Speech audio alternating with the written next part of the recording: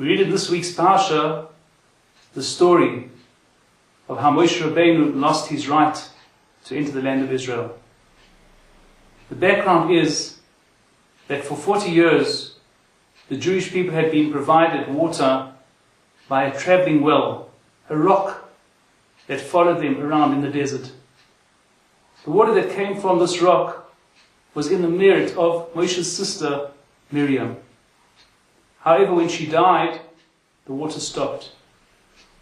Do something, the people started shouting at Moshe. So he turned to Hashem, and Hashem told him, go and find the rock, talk to the rock, and it'll give its waters.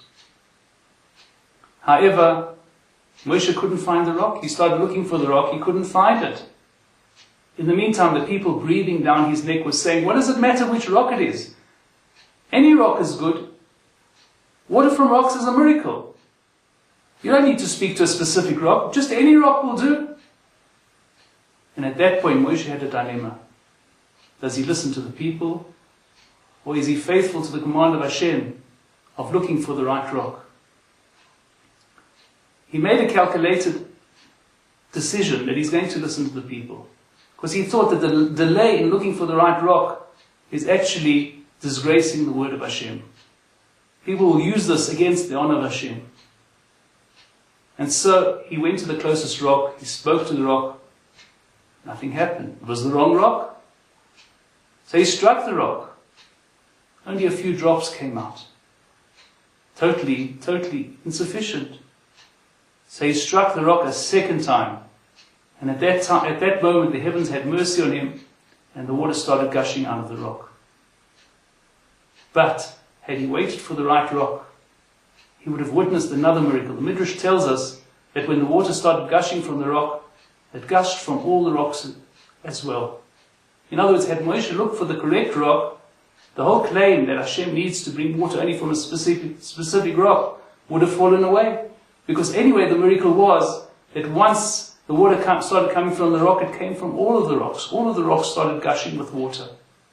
So therefore, the honor of Hashem would have been preserved.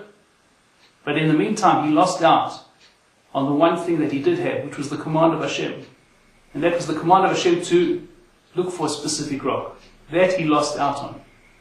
And when we lose out on the mitzvah of Hashem, the command of Hashem, we lose in a greater way. By Moshe Rabbeinu, his loss was the loss of entry into the land of Israel, which actually was a loss for the entire Jewish people. But the message for us is that really the thing that we have to value the most, that which is most precious to us in all of our lives, the most precious thing we have in our lives is the command of Hashem. And if we are able to do the command of Hashem, we have to do that. We have to ignore what people say, family and friends who might mean well, but in the meantime are pulling us down. We have to ignore the fear of peer pressure, and we have to follow straight through with the word of Hashem. This is the secret to ultimate success.